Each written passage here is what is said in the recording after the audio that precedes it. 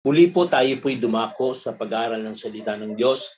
Sa pong magandang umaga sa bawat isa na ating mga kasamahan sa angkawan ng Panginoon. Naniniwala tayo na ang Panginoon ay siyang patuloy na magbibigay ng pagpapala at biyaya sa atin sa pamamagitan ng kanyang salita. Sabi niya po dito sa Joshua chapter 1, verses 6 hanggang verse 9. Ganito po ang pagkakasabi sa mga salitang ating pag-aaralan. Magpakatatag ka at lakasan mo ang iyong loob sapagkat ikaw ay mamumuno sa bayang ito sa pagsakop nila sa lupaing ibibigay ko sa kanila ayon sa aking pangako sa inyong mga ninuno.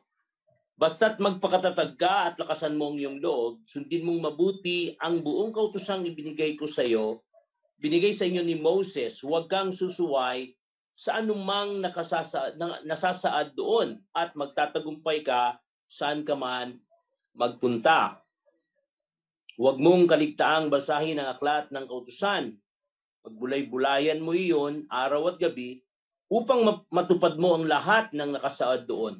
Sa ganoon, magiging masagana at matagumpay ang iyong pamumuhay. Tandaan mo ang bilin ko. Magpakatatag ka at lakasan mo ang iyong loob.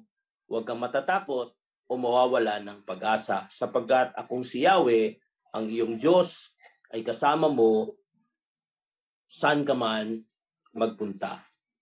Tayo manalangin. Aming Panginoon, kami po'y muling nagpapasalamat sapagkat alam po namin ng iyong pagpapalay muli mong ibubuhos sa amin. Muli mong ibibigay ang malinaw na kapahayagan patungkol sa aming pangangailangan sa ngayon.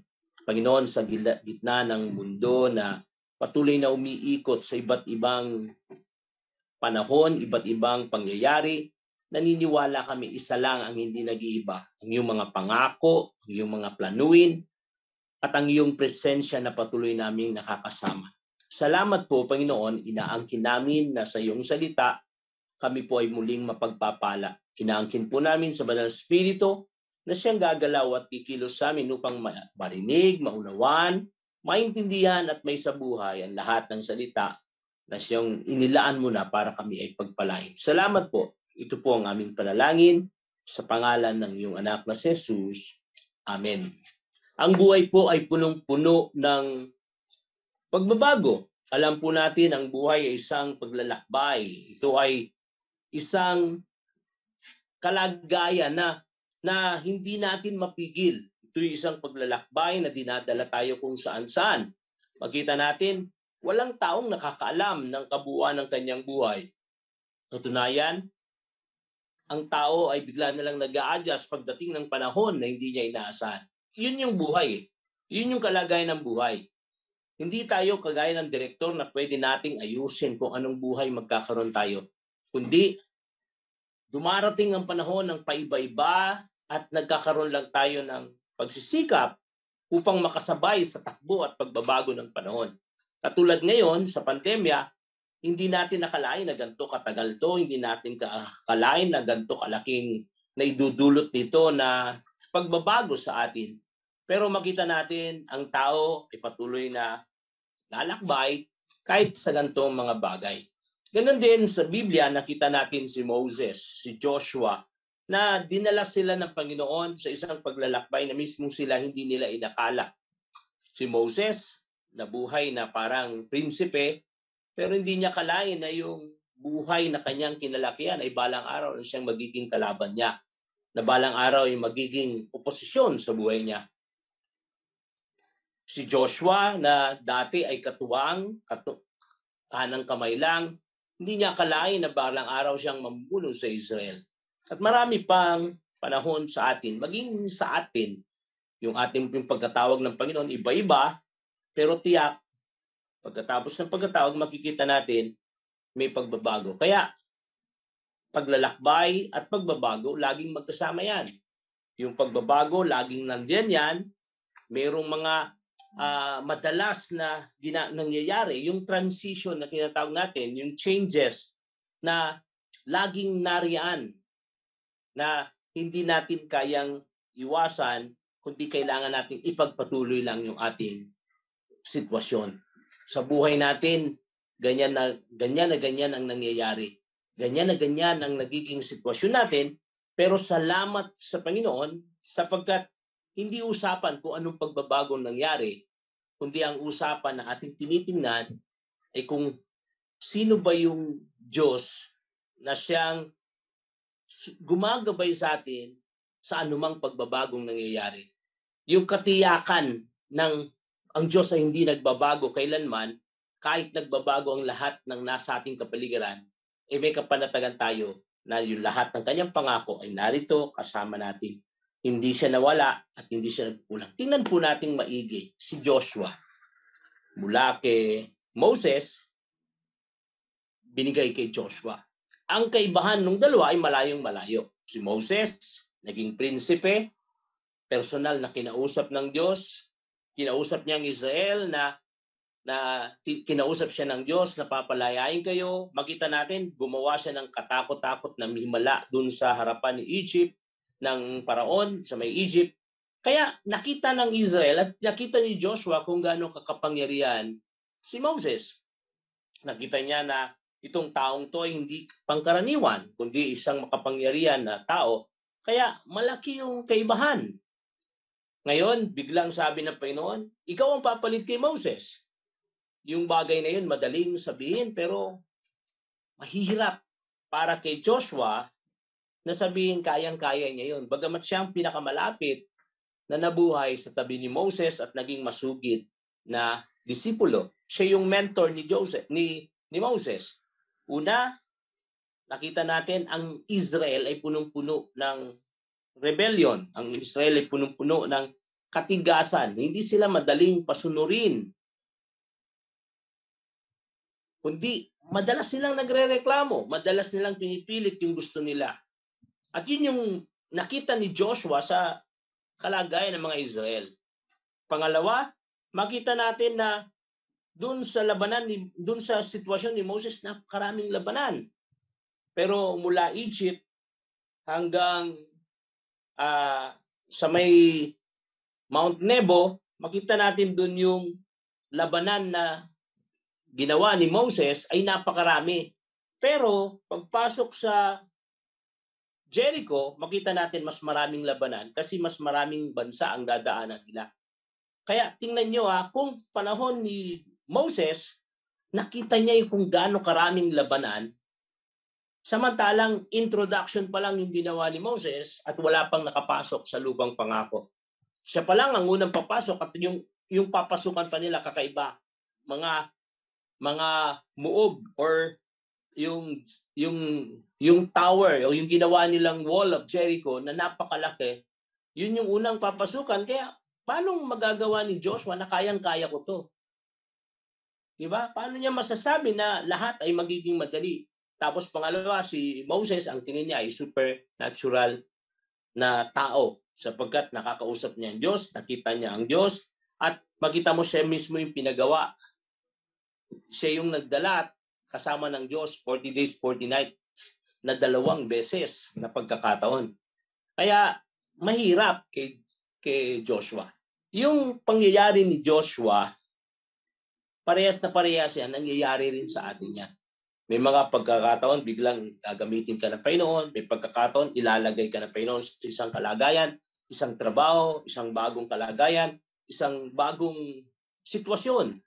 Pero yung paglilingkod at pagkatawag sa atin ng Panginoon, hindi yan nagbabago. Kung tinawag ka niya bilang nung unay sundalo at biglang prinomote ka niya, hindi yan magbabago. Pero pa rin pinapagawa ang Panginoon. Kaya lang, yung kung paano tinulungan ng Panginoon si Joshua nung siya ay sundalo pa lang, tutulungan din siya ng Panginoon nung siya ay pinuno na. Kasi ang Diyos natin hindi nagbabago. Yung posisyon lang natin ang nagbabago. Yung kalagayan lang natin ang nagbabago. Yung ministry lang natin ang nagbabago. Kaya mga kapatid, huwag tayong mapagod, huwag tayong matakot sa bagay na ito. Ngayon, kung ang Diyos ay nangako na laging sasaka niya, kung ang Diyos ang siyang nagsabi na hindi siya matatalo kailanman, na siya'y magtatagumpay, patuloy na magtatagumpay sa lahat ng oras, bakit kailangan niyang sabihin kay Joshua na magpakatatag ka at lakasan mo ang iyong loob? Kung ang Diyos ang nagmamay-ari ng katagumpayan, ba't kailangan niyang ulit-ulitin na, Joshua, kailangan magpakatatag ka at lakasan mong yung loob? Yan ang pag-aaralan natin ngayon. Paanong maging malaman yung katiyakan ng tagumpay. Mga kapatid, lahat tayo ay nasa isang paglalakbay, lahat tayo nasa panahon ng pagbabago-bago. Pero isa po ang tiyak. Ang gusto ng Panginoon sa lahat ng galaw natin ay merong katiyakan ng tagumpay na siyang pamagat ng ating pag-aaralan. Titiyakin na ang tagumpay ay laging kasama natin. Kaya ang bilin ng Panginoon, magpakatatag ka at lakasan ang iyong loob para matiyak natin yung tagumpay. Pero may tatlong habilin, ano ang gagawin dito, paano maging matatag at paano lakasan ang loob. Una, sa ating pag-aaral, doon sa may verse 6, basahin ko po yung verse 6, sabi niya dito sa may verse 6 ay, sabi niya, be strong and take courage. Sabi niya sa Tagalog, magpakatatag ka at lakasan mo ang iyong loob sapagkat ikaw ay mamumuno sa bayang ito sa pagsakop nila sa lupeng ibibigay ko sa kanila ayon sa aking pangako sa inyong mga ninuno. Pag makita natin, bakit niya kailangan lakasan ang loob niya? Kasi siya yung mamumuno sa isang plano na naiplano na noon. Siya yung mamumuno sa isang paglalakbay na siyang na-disenyo na noon kay Abraham pa lang. Naiplano na ng Diyos. Ito yung ang kaya natin, bakit kailangan lakasan loob? Kasi yung plano ng Diyos ang isasagawa. Hindi yung plano niya, hindi yung plano na gusto niya, hindi yung plano na kung ano na lang mangyari. Kundi nakalatag na plano na siyang magpapatuloy. Plano na sinimulan ni Moses, pero galing sa Diyos, pero dahil hindi natapos ni Moses, siya magpapatuloy. Kaya kailangan lakasan ng loob. Bakit? Hindi ganun kadali ang plano kapag hindi ikaw ang gumawa. Pangalawa, madalas hindi mo maintindihan yung plano pero kailangan mo lang sumunod. Kaya kailangan natin lakasan ng loob para huwag tayong makasuway dun sa anumang nailatag na plano ng Diyos. Bago pa tayo sinilang, inihanda na ng Diyos yung pagkatawag niya sa atin. Inihanda na ng Diyos yung kaligtasan para sa atin. Pero ang tanong, gaano natin matitiyak na lumalakad tayo ayon sa plano ng Panginoon? Gaano natin matitiyak na anumang ginagawa natin ay natitiyak natin ay nakaayos na sa plano ng Panginoon? Sa mundong ito, punong-puno ng pandaraya, may mga bagay na siyang pumapasok sa buhay natin. Pagkatapos, biglang mapupunta yung atensyon natin. Paano natin natiyak na yun nga ba ay kalooban ng Diyos? O yun ay maaaring padala ng kaaway para i-distract tayo? Dapat matiyak natin na ito'y plano ng Diyos. Minsan yan ang tanong natin. Paano ko bang matiyak yung aking calling? Paano ko bang masigurado na tungang tinawag ako ng Panginoon? Iba-iba yung testimony dun sa mga kasamahan kong pastor. Meron akong isang kasamang pastor na nag-resign sa trabaho, nag-aral sa Bible School sa Baguio, hanggang dumating yung panahon na hirap na siya para lang makapagluto siya, nakabarong siya, maglalakad siya pabalik, mamumulot ng mga kahoy na tuyo, at yun yung gagamitin niyang panggatong. Halos umiiyak siya, sabi niya sa sarili, Panginoon, talaga bang tinawag mo kung mag-aral dito sa Bible School? Pero makita natin, kalaunan, na pagtagumpayan niya lahat ng yun at naging mas maganda yung testimony niya para sa kaluwalhatian ng Panginoon. At ngayon ay naging matagumpay siya. Katunayan, sa buhay niyan, marami kaming napagpala. Minsan ganun, may mga bagay na malilito ka, tinawag ba ako talaga ng Panginoon? Ito ba'y nakaplano doon sa kagustuhan ng Panginoon? Kaya dito, malinaw na dun sa nangyari kay Joshua, yung plano nakalatag na. Yung leader nagpalit. Yung leader nawala, si Moses. Pero nung pumalit si Joshua, hindi nagbago yung plano. Sa ating bansa, magugulat ka tuwing nagbabagong presidente, parang back to zero yung plano. Binabago yung plano kasi tuwing nagbabagong presidente, sa Panginoon, hindi. Ang nagbabago lang yung leaders, pero yung plano, nagtutuloy-tuloy. Namatay si Moses, pumalit si Joshua, hindi nagbago yung plano, nagbago lang yung leader. Namatay si Joshua, may pumalit na naman, mga judges. Namatay mga judges, may pumalit. Yung hari, si King Saul. Hanggang kalaunan, makita mo, pabago-bago. Sabi niya sa Hebrew chapter 13, idiniin ng Panginoon sa Hebrew chapter 13, verse 7 to 8, na yung leader ay nagbabago-bago. Sabi niya dito, alalahanin ninyo mga dating namumuno sa inyo, ang nagpapahayag sa inyo ng mga salita ng Diyos. Isipin ninyo kung paano sila namuhay at tularan ninyo ang kanilang mga pananampalataya sa Diyos. Si Jesus Kristo ay hindi nagbabago kailanman, siya ay kahapon, ngayon at bukas. Dito sa talatang ito, malinaw na nakita natin kasi ang Hebrew tinalakay niya yung mga namumuno, mga saserdote na nanungkulan, kita natin pabago-bago, yung mga lingkod ng Diyos na nasa Hall of Faith. Pero dito binanggit niya lahat ng bagay, lahat ng tao na naglilingkod sa Panginoon lumilipas, nawawala, namamatay, nagpapalit, pero isang tiyak, si Jesucristo doon sa verse 8, kailanman hindi nagbabago. Mawala man yung leader, hindi mawawala yung plano ng Diyos. Mga kapatid, marami sa atin, tinutuloy na lang natin yung planong nailatag na nung una. May mga naglilingkod sa atin, na nauna sa atin, na siyang nagpasimula ng paglilingkod. Tayo lang nagtutuloy. Kagaya ng pinag-aaralan natin sa Corinthians, sabi ni Pablo, si Apollos ang nagtanim, ako nagdilig. Parang ganun yung buhay.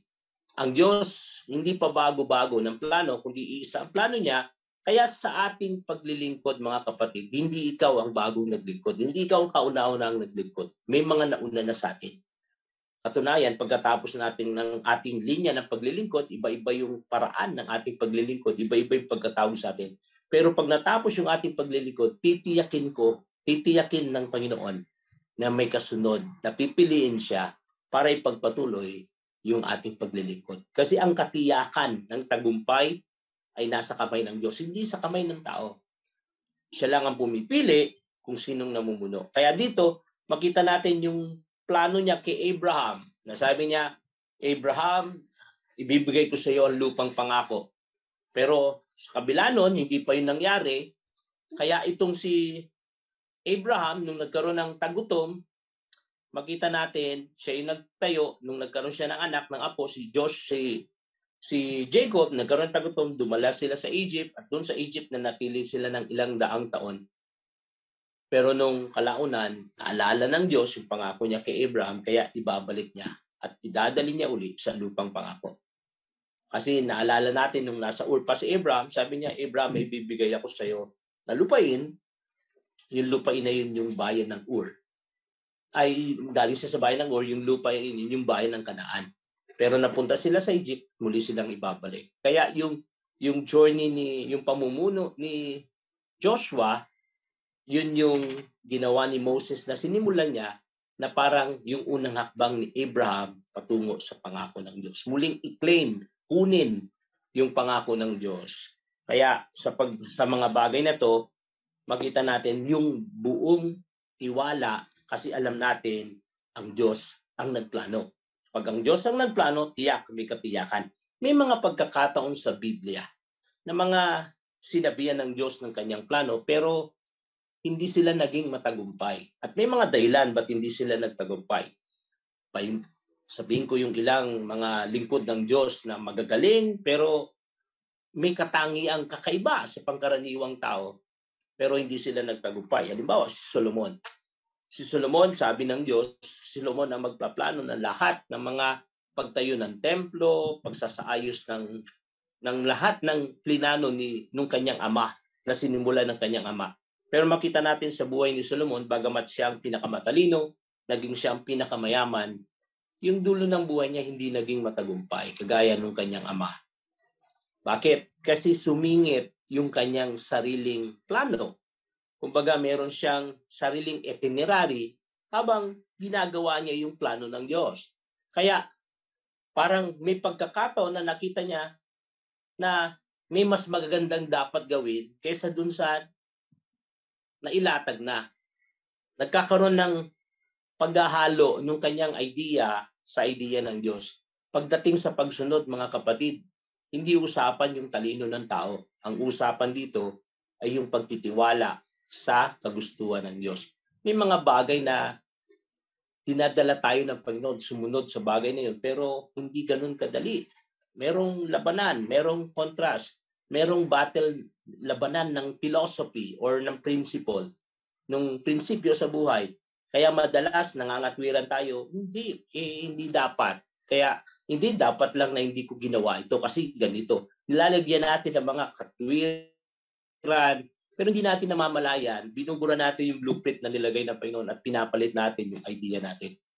Diyan madalas nagkakaroon ng pagbagsak. Si Samson, makita natin si Samson, binigyan ng lakas na walang katulad para gawin niya yung kanyang misyon na maging judge, maging hukom ng Israel.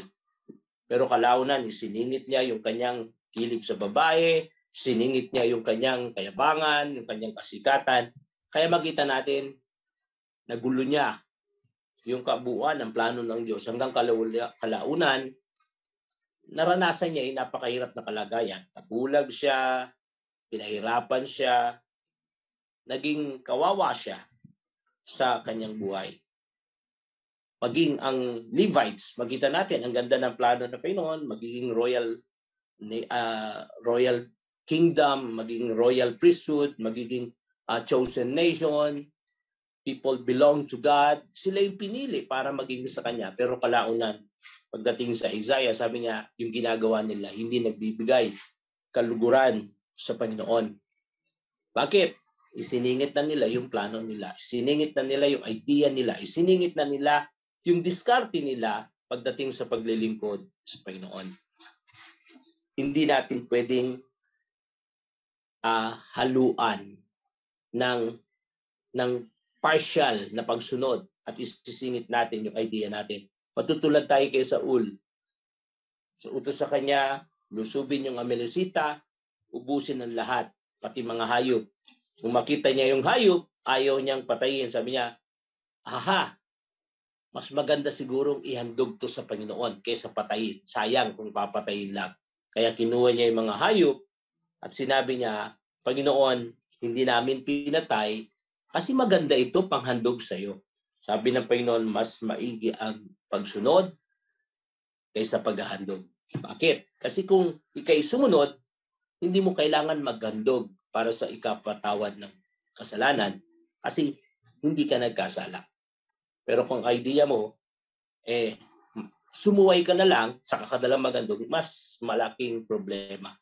At nawa, maintindihan natin,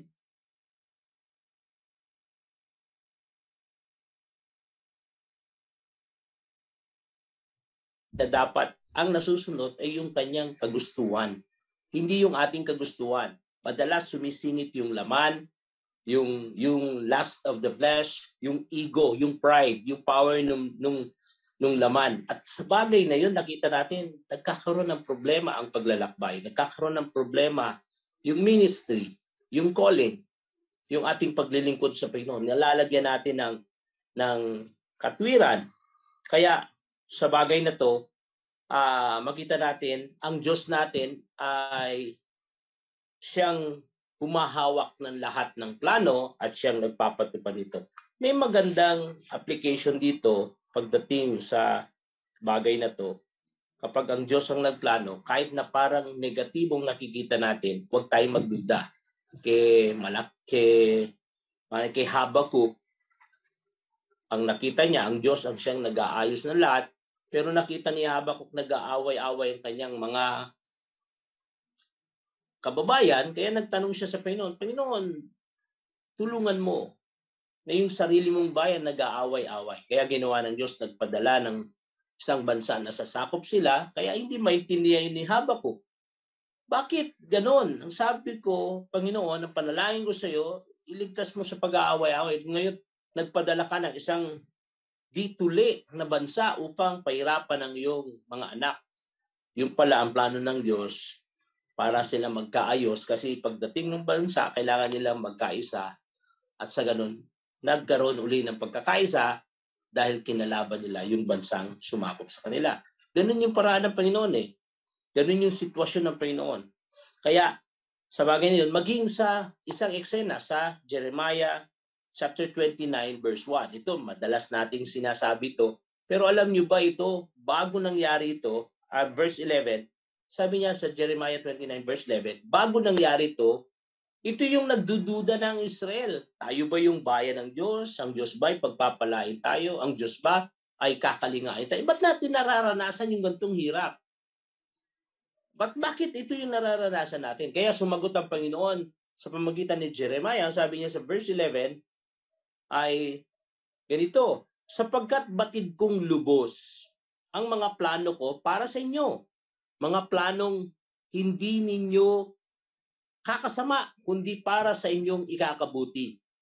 Ito'y mga planong magdudulot sa inyo ng kinabukasang punong-puno ng pag-asa.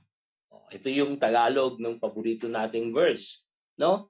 Na ang plano ng Diyos, sabi niya dito, ay batid kong lubos. Malinaw sa akin. I know the plan. Sabi niya, malinaw. Specific na sinabi ng Diyos, walang pagdududa, hindi ako nagkamali. Sigurado yung plano ko sa inyo. At yung planong ito, hindi para kayo papasama, kundi para kayo'y bigyan ng magandang buhay. Kakabuti. Pero yung drawing nung nangyayari sa kanila, negatibo. Pangit. Parang naalipin sila ng isang bansa. Pero sinabi dito, yung verse na to, na sinabi, huwag yung tingnan yung sitwasyon nyo. Basta ang tiyak, totoo yung plano ko at may gagawin akong maganda para sa inyo. Minsan may mga pagkakataon para mangyari ang isang plano, kailangan mo nang may gagawin. Kailangan mo nang may ayusin. At gagaya nung yung testimony nung Back to the Bible diyan sa Paramount, diyan sa Quezon City. Yan, naging 4-story na yata yan o mahigit pa. Pero dati 2-story building lang yan. Nung pumapasyal kami diyan, nagbabasa kami nag-aaral kami doon nung high school ko. Nasunog yan. Pero nung masunog, yung plano pala ng Panginoon ay mas pataasin siya. Kaya nag-ipon-ipon yung mga tutulong at binigyan siya ng magandang nagkaroon ng malaking budget. Nakita natin yung Back to the Bible ay naging mas malaki at maging mas mataas. Hindi mangyayari yung magandang plano kung hindi nangyari yung negatibong sitwasyon. Kailangan lang natin magtiwala sa Panginoon. Kaya si Joshua, kailangan niyang magpakatatag. Kailangan niyang maging matapang para paniwalaan ng todo yung plano ng Diyos. Siguraduhin sa kanyang buhay na hindi yun nagkamali, no? Sabi niya naman sa Esther chapter 4 verse 14.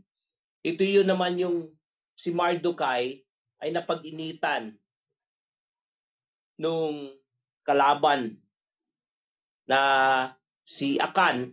Kaya sa pagkakataong yun, gumawa ng paraan para parusahan yung Israel. Kaya lumapit itong si Mardukay dun sa kanyang kay Esther para sinabi, idulog mo sa hari na nagplano itong si kalaban nila upang sila ay parusahan para ipapatay. Ngunit si Esther ay natakot sapagkat ang sabi niya, pag pumunta ako sa hari nang hindi ako pinapatawag, nang hindi ako kailangan, pwede akong ipapatay. Kaya sabi niya, parang gusto niyang tumanggi. Kaya lang sabi ni Mardukay sa kanya, si Haman, hindi pala si Akan, si Haman, ang nagsabi na ipapapatay yung lahat ng Hudyo at nalansi niya yung hari na kalaban nito, kaya tinatakan niya to ng singsing. Kaya walang makakabali doon, maging ang hari. Kaya naka-schedule na yung pagpatay at paglipol sa buong Israel. Pero sa takot ni ni Esther, dahil doon sa sitwasyon niya, baka siya mapahamak, may sinabi si Mordecai sa kanya. Sa may verse 14 ng chapter 4, Esther 4, verse 14, kaya't pinagwalang bahala mo ang pangyayaring ito, tiyak na may magliligtas din sa mga Hudyo. Sabi niya, kung ayaw mo itong pansinin, kung pinagwawalang bahala mo ang bagay na to, dahil ang plano ng Diyos sa Hudyo ay maging kanyang bayan, tiyak may gagamitin ng Diyos para iligtas ang Hudyo. Ngunit, malilipol ka at ang iyong angkan. Sabi niya, ikaw naman ang parurusahan ng Diyos kasi ayaw mong magpagamit. Bigla sabi niya kay Esther, anong malay mo? Baka nga napunta ka diyan para maging kasangkapan sa ganitong pagkakataon. Kita niyo yung verse, napakaganda.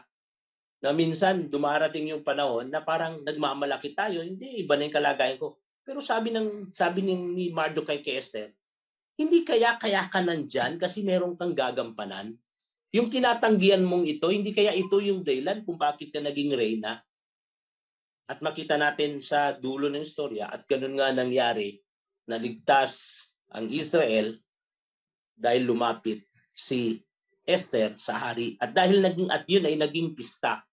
Naging pista yun, pinagdiwang yun, kasama yun sa pista ng Israel, yung araw na yun.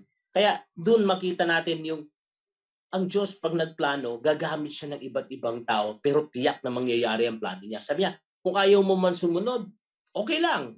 Alam ko, may gagamitin ng Diyos na ibang tao. Pero ikaw mapaparusahan kasi ikaw ang tumanggi na gawin yung plano ng ating Panginoon. Sabi niya sa Psalm 33 verse 1, ngunit ang mga panukala ni Yahweh hindi masisira, ito'y mananatili. Sabi niya sa 33 ng Salmo verse 11. Sabi niya, mananatili magpakailanman anumang panukala niya. Ito yung pangalawang katotohanan. Bakit kailangan nating magpakatatag? Bakit kailangan nating maging matapang para kumapit sa plano ng Panginoon? Kasi tiyak na ito'y mangyayari. Madalas, nakikipag-bargain tayo, no? Pero nawa, makita natin, yung plano natin, hindi tiyak. Pero ang plano ng Diyos, sigurado.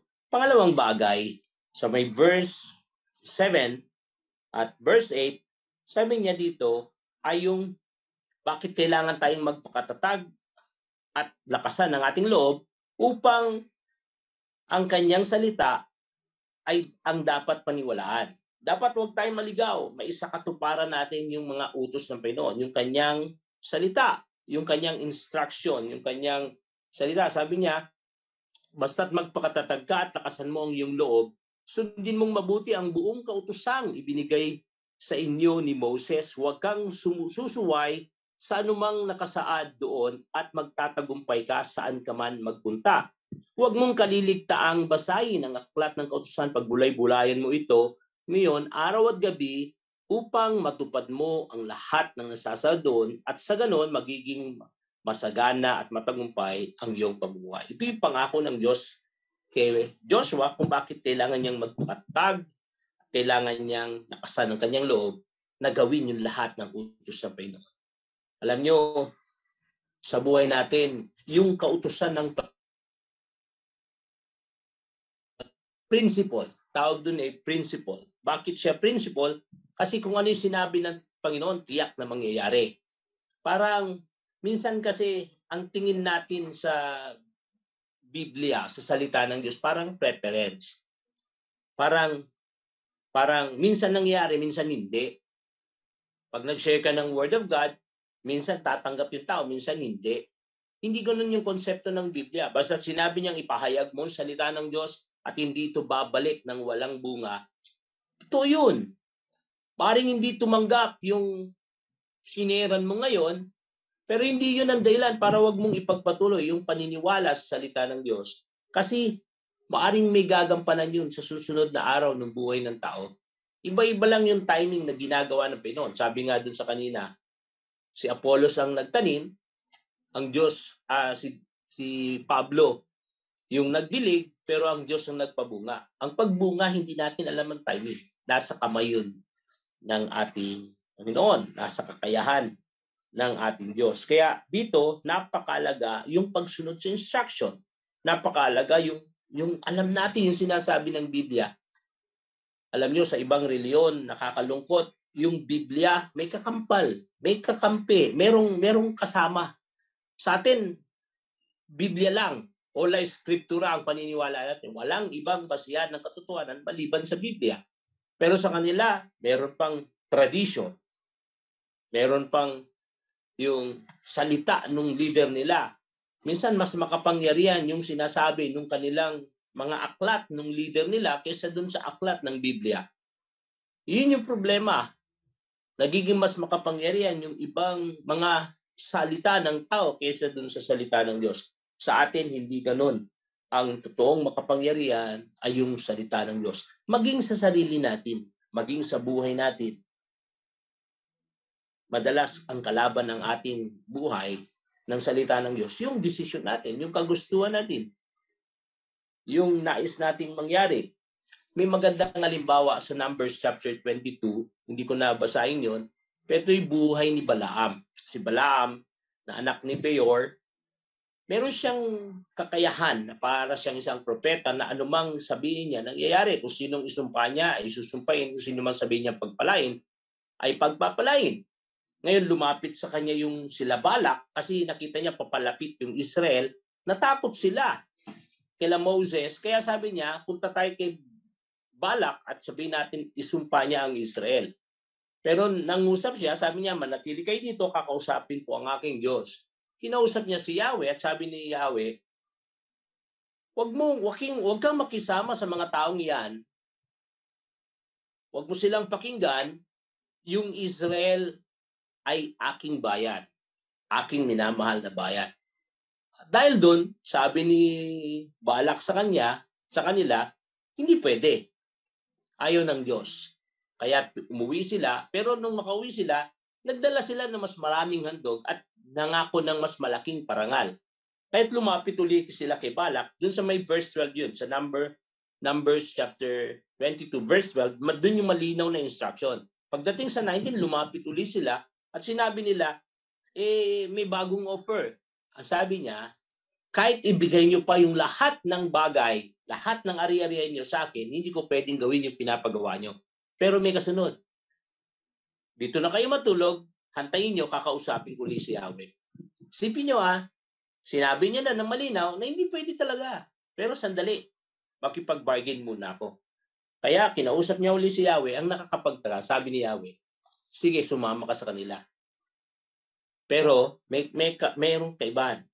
Yung sasabihin ko lang, ang sasabihin mo. Pero ang nakapagtaka, nung una, sabi ni Yahweh, huwag kang sumama sa kanila. Pinipilit niya, sabi ni Yahweh, sige, sumama ka sa kanila. Ang tawag dito, permissive will. Ayaw ng Diyos, pero dahil pinipilit mo, payagan ka ng Diyos. Ayaw ng salita ng Diyos, pero pinipilit mo, minsan papayagan ka ng Diyos. Pero yung blessings dun, wala. Makita mo, mas mahirap yung buhay dun. Ang tawag dun, permissive will of God. Ayaw niya, pero dahil pinipilit mo, pabayaan ka niya para maranasan mo yung conflict. At maraming pagkakataon, ganito yung sitwasyon natin. Ang linaw ng instruction ng Biblia, pupunta ka ng church, alam mo, dapat kang pumunta ng church. Pagkatapos, biglang gagawa ka ng alibay, magkakaisip ka ng, hindi alam siguro ng Panginoon ganito, kaya hindi ka na pupunta. Ang problema, yung salita ng Diyos ay natalo nung oras na yon dun sa idea mo. Nagawa ka ng paglilingkod sa Panginoon, mag-offering ka, kumbaga i-detail mo kagaya ng mga Pariseo, yung i-offering ko para sa Diyos, ibibigay ko na lang sa ganito. Yung kurban, yung tinatawag nilang kurban, yung ibibigay ko sa aking magulang, kasi sabi ng Biblia, tulungan mong yung magulang, yung itutulong ko, ihandog ko na lang kay Yahweh. Kita mo, gumagawa sila ng alibay para wag sundin yung salita ng Diyos. Kaya sabi ni Jesus doon, yan ay batas ng tao. Yung tinatawag nilang extra law, yung dinagdag ng mga Pariseo, yun yung extra law, yun yung salita ng tao. Mas pinapahalaga nyo yung tradisyon kaysa dun sa kautusan ng Diyos. At yun yung malaking pagkakamali nung panahon na yun. Kaya nawa, gawin natin yung perfect will ng Diyos at hindi yung permissive will ng Diyos. Sa bagay na to, sabi niya sa Matthew chapter 7, ano bang pakinabang dun sa talagang pagsunod sa Panginoon? Sabi niya sa verse 24, hanggang 27, kaya't ang bawat nakikinig at nakikinig at nagsasagawa ng mga salita kung ito ay may tutulad sa isang taong matalino na nagtayo ng kanyang bahay na ang pundasyon ay bato. Umulan ng malakas, bumaha, at bumayo ang malakas na hangin, ang bahay na iyon, ngunit hindi nagiba sapagkat nakatayo iyon sa bato. Verse 26, ang bawat nakikinig sa aking salita, ngunit hindi naman nagsasagawa ng mga aral na ito, ay matutulad naman sa isang taong hangal na nagtayo ng kanyang bahay sa may buwanginan. Umulan ng malakas, bumuha, at binayo ng malakas na hangin ang bahay na ito at bumagsak at lubusang nawasak. Tingnan niyo po yung pag-alimbawa ng Panginoon sa kahalagahan ng salita ng Diyos. Nakinig at nagsagawa.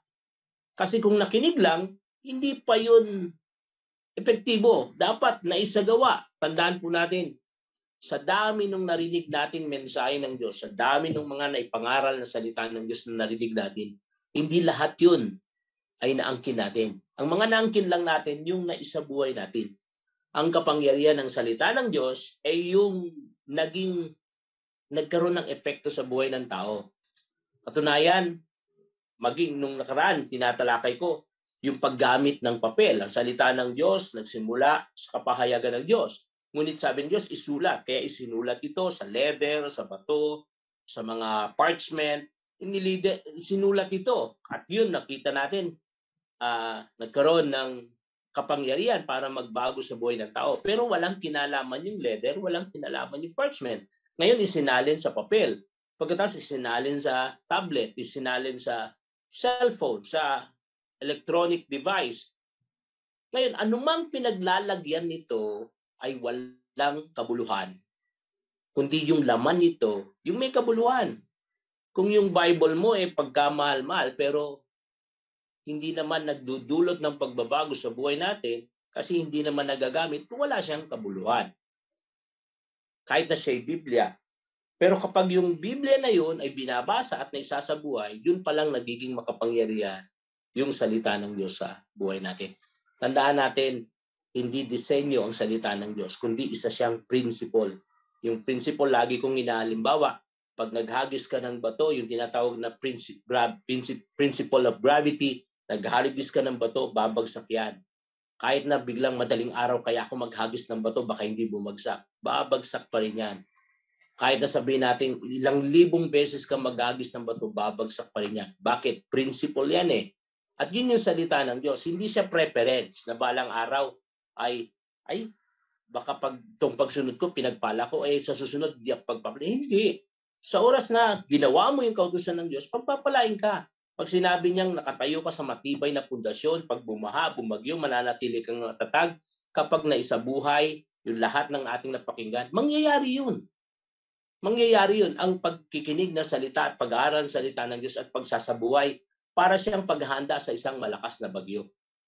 Naalala ko ngayon, nung dati dito sa Cagayan, dumating yung Ompong, dumating yung Lawin, hindi naman lahat ng bahay na nagiba Yung mga bahay na natili, sila yung naganda, napatatag nila. Kaya kahit malakas yung hangin, naligtas yung kanilang bahay. Bakit? Napalakas yung bahay. Ganun din sa buhay natin. Kapag yung salita ng Diyos, ang pinangawakan natin, isinabuhay natin, tiyak magtatagumpay tayo. Bakit? Kasi siya ang magiging sandata natin. Kaya kailangan natin maging malakas, matapang, matatag, at manatiling nakatayo sa pagsunod sa kautusan ng Diyos. At panguli, dito ay magwawakas sa verse 9. Ang sabi niya dito sa may verse 9, tandaan mo ang bilin ko, magpakatatag ka at lakasan mo ang iyong loob. Huwag kang matatakot o mawawala ng pag-asa sapagkat akong si Yahweh, ang iyong Diyos, ay kasama mo saan ka man magpunta. Ito yung panguling na bilin kung bakit kailangan tayong magpakatatag, bakit ang Diyos, ang Panginoon, ang kanyang presensya, ang ating kasama. Dapat doon makita natin doon sa panguli, ang kanyang presensya ang dapat nating asahan. Totoo na tayo yung nakikipaglaban, tayo yung frontliner, Pero tandaan natin, ang Diyos ang nagplano nun. Kaya kasama natin ang Diyos sa pagsasagawa ng anumang paglilingkod na ating ginagawa. Anumang larangan yung ating pasutukan, kapag alam nating tiyak na ito'y kalooban ng Panginoon, anumang sitwasyon nito, hindi tayo mababagabag. Lakasan natin ang ating loob, magpakatatag tayo, kasi kasama natin siya. Kasama natin siya. Siya yung nagbibigay sa atin ng tagumpay. Yung kanyang presensya ang siyang nagdadala ng blessings. Minsan, masyado tayong nakatuon sa blessings, pero nakakalimutan natin, wala yung blessings kung wala ang presensya ng Panginoon. Yung presensya ng Panginoon ang nagdadala ng blessings. Kaya, mas ini-intention, naalala ko tuloy yung kay Moses, yung sabi ng Panginoon, sa katigasan ng ulo ng Israel, sabi niya, sige, bibigay ko yung pangako ko kay Abraham, makakarating kayo sa lupang pangako, pero hindi ko na kayo sasamahan. Sabi ni Moses, Panginoon, kung hindi ka rin sasama sa amin, hayaan nyo na kaming mamatay dito. Hindi na kami tutuloy. Hindi na namin ambisyonin yung mga pangako mo kay Moses, ay kay Abraham.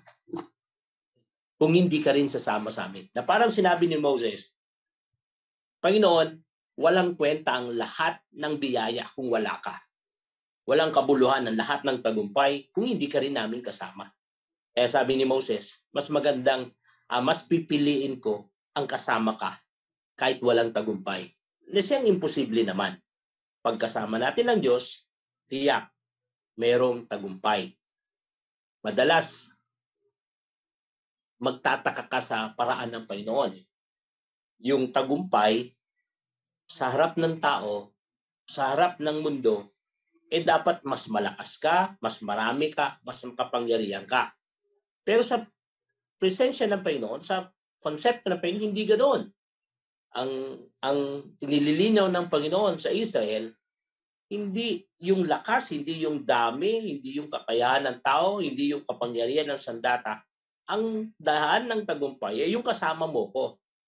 Sumasa inyo ako. Yun yung paraan ng tagumpay. At napakaraming eksena niyan. Sa Zechariah chapter 4, verse 6, nung si Zerubbabel ay nagtatayo ng templo, pinalakas ng Diyos yung kanyang loob. Sabi niya, sinabi sa akin ng anghel, ang ipinapasabi ni Yahweh para kay Zerubbabel. Pinapasabi ni Yahweh na makapangyarihan sa lahat, ang tagumpay ay hindi makakamit sa pamamagitan ng lakas ng hukbo o ng sariling kapangyarihan, kundi sa pamamagitan lamang ng aking espiritu. Ito yung verse na alam natin na not by might nor by power, but by the Spirit, says the Lord. Yung tagumpay ay ang nagdadala nun ay yung presensya ng Panginoon. Yung kapangyarihan ng Panginoon na siyang kasama natin. Yun ang nagdadala ng tagumpay. Na-experience ni Gideon yan. Pagkita natin, nung lulusob si Gideon, ang dami niyang tauhan kasi nakatingin siya sa tao. Sabi ng Panginoon, masyado kang marami. Pero kung tutusin, yung dala niya ng tao, napaka-konti yun kumpara dun sa kalaban niya. Pero sabi ng Diyos, ang dami mo, hatiin mo. Kaya inati niya, pagdating doon sa pag-inom doon sa ilog, yung uminom ng ganitong paraan, pauwin mo. Kaya nahati uli at ang natira 300. Libo-libo yung kalaban nila pero 300. Tapos yung 300 halos nagpatugtog lang ng pakakak at nag-ingay, natalo na yung kalaban. Wala naman talaga silang ginawa. Pero makita mo, kaya natalo yung kalaban kasi sumasa kanila ang Panginoon. Sa buhay din natin, sa ating makabagong kalagayan, wala namang labanan na kailangan natin makipag-away, kailangan nating talunin ang isang bansa. Wala nang ganun. Ang kalaban lang natin, paano mabuhay sa mundo, paano makisama sa tao, paano magministeryo sa tao, paano mag-share ng Word of God, paano maging daan ng pagpapala para sa tao. Yun na lang ang ginagawa natin. Pero dun sa bagay na yun, dapat nating maintindihan, kaya natin ginagawa yun kasi sumasa atin ang Panginoon. Kapag ginagawa natin yun ayon sa ating sariling lakas, makakaramdam tayo ng pagbagsak balang araw.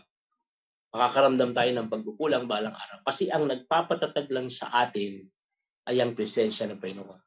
Na ang Panginoon ay sumasa atin. Sa oras na nanguna tayo sa Kanya, nakipag-unahan tayo sa Kanya, walang tagumpay. Sa isang eksena sa Ascension, makita natin, nung umakyat si Jesus, ang sabi sa Corinthians is was 500 brethren. ang kausap ni Jesus nung umakyat siya sa langit at sinabi niya, tarry not. Sabi niya, huwag kayong aalis dito sa Jerusalem. Antayin niyo yung aking pangako. 40 days na kasama nila si Jesus mula nung ito'y mamatay dun sa Passover. After dumating yung Holy Spirit nung Pentecost, ibig sabihin merong 10 days na pag-aantay. Kaya lang nung dumating yung Pentecost, ilan yung dinapuan ng dilang apoy na naghahantay dun sa upper room? Makita natin 120. Pero dun sa Corinthians, makita natin ilan yung mga kapatiran na nandoon? 500. Ang tanong, nasan yung 380? Nasan yung binilinan na huwag kayong alis, santayin nyo yung kapangyarihan na ibibigay ko sa inyo? 500 sila, pero ang nakareceive lang 120. May mga pagkakataon na minsan nagsasarili tayo, lusob tayo, gawin natin to nang hindi malinaw na yun ba ay plano ng Diyos. Yan ba'y kalooban ng Diyos? Ang kaduluduluhan, makita natin yung kapangyarihan, hindi natin kasama. Doon sa mga naghantay at nagsiguro na yun ay kalooban ng Panginoon, natanggap nila yung kapangyarihan ng Espiritu Santo. At sila'y nangaral at napakarami ang nakakilala sa Panginoon nung araw na yun. Kaya, isa pa, sabi niya sa Matthew 28, no? Verse 19, may binanggit doon ang Panginoong Yesus bago siya umakyat doon sa langit at isang katibayan din na ang kapangyarihan ay hindi nakabase sa tao kundi nakabase sa sitwasyon. Sa verse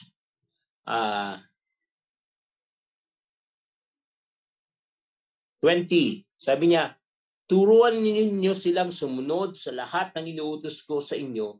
Tandaan ninyo, ako'y laging kasama ninyo hanggang sa katapusan ng panahon. Sabi niya sa Matthew 28 verse 20, na ang Diyos ang siyang, sabi niya, ako'y laging kasama ninyo hanggang sa katapusan ng panahon. Kailan mangyayari ito? Kapag lumalakad tayo ayon sa kalooban ng Panginoon. Pag lumalakad tayo ayon sa utos ng Panginoon, tayo'y kasama ng Diyos. Naalala ko yung sa pagtukso kay Jesus. Dahil nakita ni Satanas na si Jesus lumalakad ayon sa salita ng Diyos, ginamit niya rin salita ng Diyos. Sabi niya, kung talagang ikaw ang anak ng Diyos, tumalon ka nga sa bangin na to kasi nasusulat. Siya maglalagay at mag-iingat sa kanyang lingkod kapag ito'y natalisod. Makita natin doon, ginamit din ni Satanas yung verse ng Bible. Pero yun ay maling interpretasyon, maling context. Kasi sabi niya sa lahat ng lumalakad sa kalooban ng Diyos, pag ikay natalisod, babantayan ka ng Diyos. Yung sabi ni Satanas, tumalong ka nga dito para subukan mo kung sasaluin ka ng Diyos. Siyempre, yung pagtalo niya, wala yun sa kalooban ng Diyos. Kalooban ni Satanas yun. Minsan, ganun yung sitwasyon. Huwag mong asahan, huwag mong sisihin ng Diyos kapag dumating yung panahon na parang hindi mo siya nakasama, kung yung plinano natin ay hindi talaga kalooban ng Panginoon. Dapat matiyak natin na ito pang ginagawa ko ay nakaayon sa kalooban ng Panginoon. Kapag oo, tuloy mo. Ano mang mangyari, ano mang negatibong sitwasyon, pangawakan mo lang yung pagtitiwala sa Panginoon. Maratanggap natin yung pagpapala galing sa Diyos. Si David, naranasan niya ang lahat ng kabutihan ng kanyang Panginoon. Sa atin sa kawan, makita natin, tinuring nating pastol ang Panginoon. Dahil sa pagturing natin sa kanya bilang pastol, nakita natin siya yung provider, siya yung supplier, siya yung protector, siya yung lahat na nangangalinga sa atin at nag-iingat sa lahat sa ating buhay. Dahil siya yung kabuuan ng ating buhay. Hindi tayo mabubuhay kung wala siya. Kaya sabi ni David sa Psalm 23, sa may verse 4, sabi niya, dumaan man ako sa madilim na libis ng kamatayan, wala akong katatakutan, pagkat ikaw ang aking kaagapay. Ang iyong tungkod at pamatok ang aking gabay at sanggalang. Tingnan niyo sinabi ni David, kahit na doon sa pinaka-worst na aksidente, worst na sitwasyon, pinaka-pangit na kalagayan, lilim, sa libis ng lilim ng kamatayan, sabi niya, wala akong katatakutan kapag kasama ko ang Diyos. At yun yung kagandahan, yun yung katiyakan ng tagumpay kapag ang Diyos ay lagi nating kasama. Ang Diyos ay laging sumasa atin. Ulitin ko mga kapatid, kailangan natin maging malakas, matibay, kailangan natin na maging matatag, kailangan natin na maging matatag, lakasan ng loob sa tatlong bagay. Una, lumalakad tayo sa plano ng Diyos. Huwag nating hayaan na malinlang tayo ng anumang plano o anong idea ng tao, maging kagustuhan natin. Tiyakin natin na yung kalooban ng Diyos ang ginagawa natin sa lahat ng oras. Pangalawa, tiyakin natin na hindi tayo nakabase sa ating mga kakayahan, sa ating salita, kundi nakabase tayo sa salita ng Diyos. Kailangan matapang tayong ipatupad kung ano yung sinasabi ng salita ng Diyos. Matapang tayong sundin ito. Sa lahat ng ministeryo natin, makita natin, kailangan natin nakabase tayo sa salita ng Diyos. Sa ating paglilingkod, sa ating pag-share, sa ating pagbibigay, sa ating pagsamba, dapat nakabase tayo kung ano yung sinasabi ng salita ng Diyos. Makita natin magtatagumpay ang lahat ng ito. At yung panguli, nakabase tayo na ang presensya ng Panginoon ay sumasa atin. Siya isa sa atin kapag tayo lumalakad ayon sa kagustuhan niya. At dahil doon, magtatagumpay tayo. Kaya, ang gusto ng Diyos, maglingkod tayong matagumpay. Once na ginagawa natin yung gusto niya, yung pagpapala niya ay nasa atin. Pero tiyak ko sa inyo, mga kapatid, yung paglilingkod na sinasabi ng Panginoon, hindi yun madali. Kagaya si Joshua, hindi madali na kain mo ang Israel. Alam niya kung gaano ito reklamador. Pero kaya siya nagtagumpay kasi dahil dito. Nagtiwala siya sa sinabi ng Diyos, nagtiwala siya sa kakayahan ng Diyos, nagtiwala siya na dun sa plano ng Diyos at nagtiwala siya na ang Diyos ang kasama nila. Kaya nagtagumpay siya. Hindi madali ang pagpapatuloy sa paglilingkod, pero kung alam natin yung dapat natin gawin, makita natin mas gumagaang yung ating pakiramdam at nagiging mas tama yung ating paglakad. Kaya bagamat sa bagay na to, sa lahat ng aspeto ng klase ng paglilingkod, tiyakin natin nakaayon ito sa kalooban ng Diyos, nakaayon. Challenge natin lagi yung sarili natin. Panginoon, minsan aandar yung ating mga filosofiya, pero challenge natin sarili natin. Panginoon, bagamat parang ayoko, gagawin ko to para sa iyo kasi ito yung sabi. Yun po yung gawin natin. At yung pangalawa, makita po natin dito na pangalawang struggle, kasi yung unang struggle, hindi lahat ng tao madaling paglingkuran, hindi lahat ng ministry madaling gawin. Kasi may mga hindrances, yung iba't ibang karakter ng tao, iba't ibang sitwasyon ng tao. May pangalawang struggle. Mismong tayo, nagiging hadlang para gawin natin yung kalooban ng Diyos. Kasi may mga weaknesses tayo. May mga bagay na nagiging hadlang para maging makapat tayo sa Diyos. May mga kahinaan tayo. May mga anong tawag dito, yung reservation sa buhay natin na, Panginoon, ito hindi ko may alay sa iyo. Panginoon, hindi ko may suko sa iyo. May mga reservation tayo. May mga bagay na, kumbaga parang kay Saul, may mga pagkakataon na sumusunod lang tayo sa Diyos doon sa level na hanggang saan lang natin gusto. At doon, nag-stay na tayo doon. May mga reservation tayo. Alam nyo, pati tayo may weaknesses pagdating sa pagsunod sa Panginoon. Natatrap tayo. Si Jesus, tingnan natin gawing halimbawa. Si Jesus, isang makapangyarihang Diyos, natrap siya doon sa human body. Yung human body may kahinaan. Siya Diyos na makapangyarihan. Yung human body, may kakulangan, di ba? Pero hinayaan niyang magpasakop doon kasi para matupad niya yung plano ng Diyos. Ngayon, tayo na talagang nandito sa human body na may kahinaan, hindi na ganun kahirap yung laban kasi alam natin merong Diyos na nangako ng plano, merong Diyos na nakangako ng kanyang salita, mga pangako, at merong Diyos na sumasa atin. Kahit nandito tayo sa human body na may kahinaan, yung spirito na nasa atin ang siyang nagbibigay ng lakas para tayo magtagumpay. Yung journey natin, hindi ganun kadali. Bakit? Parang walang katapusan. Hanggang nabubuhay tayo, walang hangganan. Hindi katulad ng isang mananakbo, pagdating niya sa finish line, magpapahinga tayo. Tayo, hanggat nandito tayo sa mundo, sinasamantala natin ang lahat ng pagkakataon, paano maglingkod sa ating Panginoon. Kaya, ang gandang tingnan, yung Joshua, yan ang Hebrew name ng Jesus, Yeshua. Si Joshua naglakbay, ginabayan ng Panginoon para magtagumpay. Si Jesus, nung dumating sa lupa, meron din siyang lakbayin na tinakbo. Lakbayin na nagtagumpay din. Pero makita natin, yung lakbayin ni Jesus ay hindi katulad ng lakbayin ni Joshua. Yung lakbayin ni Joshua, nagtagumpay siya, pero yung sumunod sa kanya, the same na lakbayin ang gagawin niya. Sa atin, nung tumakbo si Jesus sa lakbayin, kasama tayong tumakbo sa lakbayin na yun. At pagkatapos niyang mapagtagumpayan ng yun, yung lahat ng lakbayin na yun, ngayon, sa panahon natin, pag tinanggap natin ng Panginoon bilang tagapagligtas, hindi tayo tumatakbo sa lakbayin na kailangan nating magtagumpay.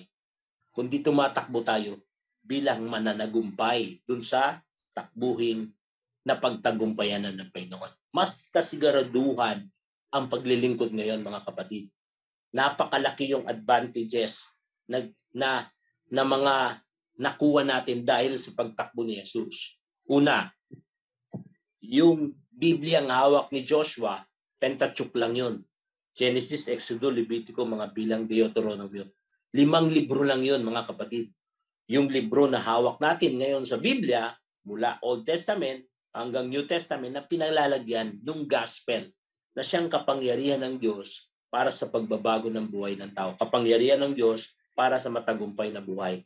Sa atin, nakilala na natin ang Panginoon. Kaila Joshua, nakikilala nila ang Diyos, pero hindi ganon kalapit. Ang Banal Espiritu, nasa puso natin, nananaan sa atin, personal na nag-uudyok sa atin. Kaya, kung titingnan natin yung lakbayin na tinakbo ni Joshua at yung lakbayin na tatakbuhin natin ngayon, ay malaki yung pangakong katagumpayan para sa atin. Kasi may nauna nang tumakbo. Walang iba yung ating Panginoong Jesus na siyang nagbigay sa atin ng tagumpay.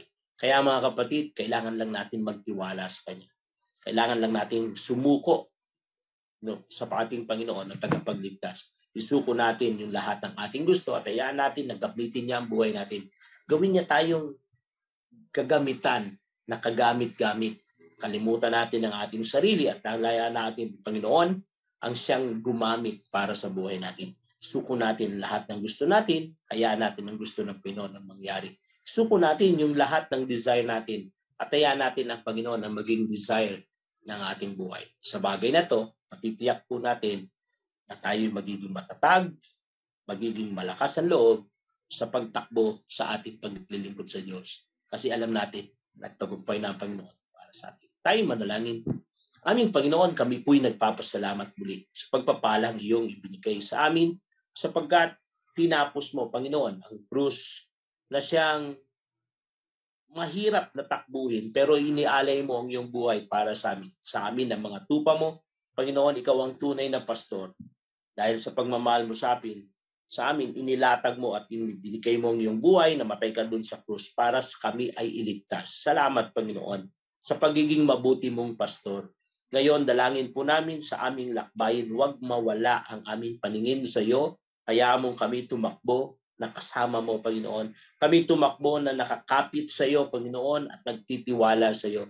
Tulungan niyo kami, Panginoon, na anumang iyong salita ay aming pangawakan at isabuhay upang sa ganun sa aming buhay patuloy na kumilos ka ng may kapangyarihan at maluwalhati ang iyong pangalan sa lahat ng aming ginagawa, sa lahat ng aming pinapasukan, sa lahat ng aming desisyon. Pangunahan mo kami, Panginoon. Yung plano mo, hayaan mong maging malinaw na direksyon para sa amin.